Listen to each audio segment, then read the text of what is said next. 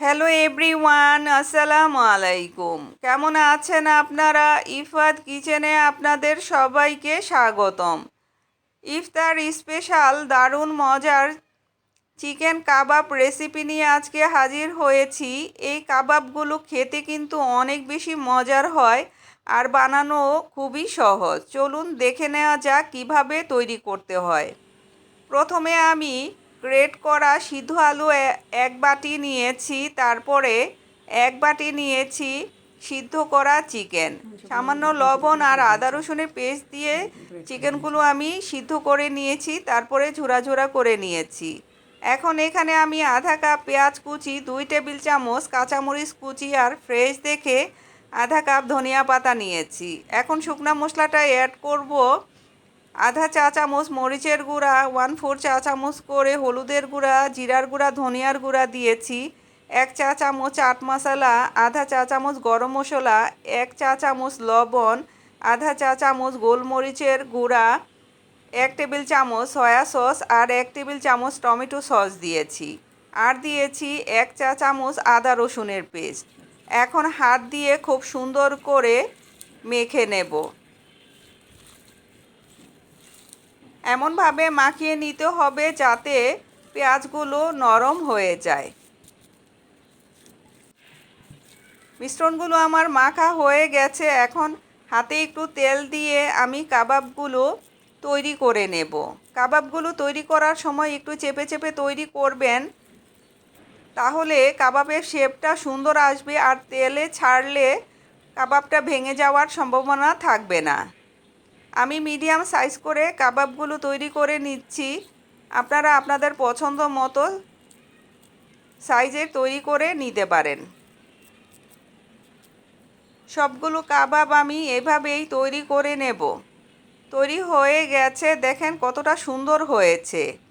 এই কাবাবগুলো তৈরি করা খুবই ইজি বন্ধুরা, আপনারা ট্রাই করতে পারেন।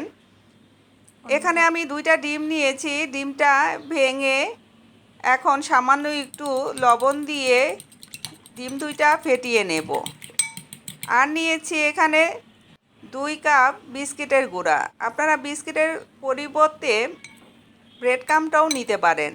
এখন ডিমটার মধ্যে আমি কাবাবটা কোট করে নেব, তারপরে বিস্কিটের গুঁড়ার মধ্যে কোট করব।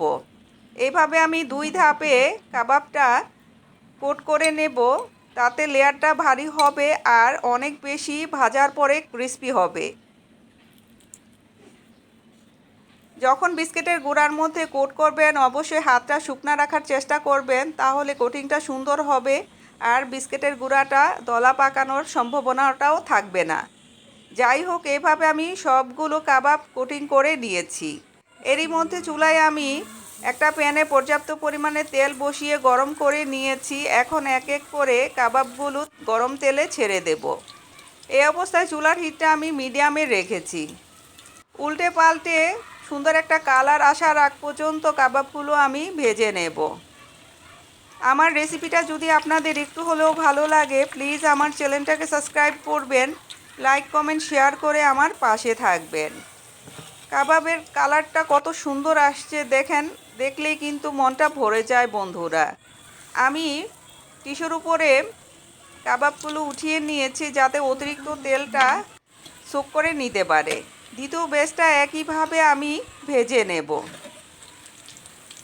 এমনিতে খেতে অনেক বেশি ভালো লাগে, তাছাড়া গরম ভাত, সাদা পোলাও, বিরিয়ানিতেও কিন্তু এই কাবাবগুলো অসম্ভব মজার লাগে খেতে। এই রমজানে একদিন হলো ট্রাই করবেন বন্ধুরা, আশা করি আপনাদের অনেক বেশি ভালো লাগবে। আমি আপনাদের দেখাচ্ছি, দেখেন কতটা ক্রিস্পি হয়েছে কাবাবগুলো। যাই হোক, ভালো থাকবেন, সুস্থ থাকবেন, আমার জন্য দোয়া করবেন। দেখা হবে ইনশাল্লাহ নতুন কোনো রেসিপিতে। আল্লাহ হাফেজ।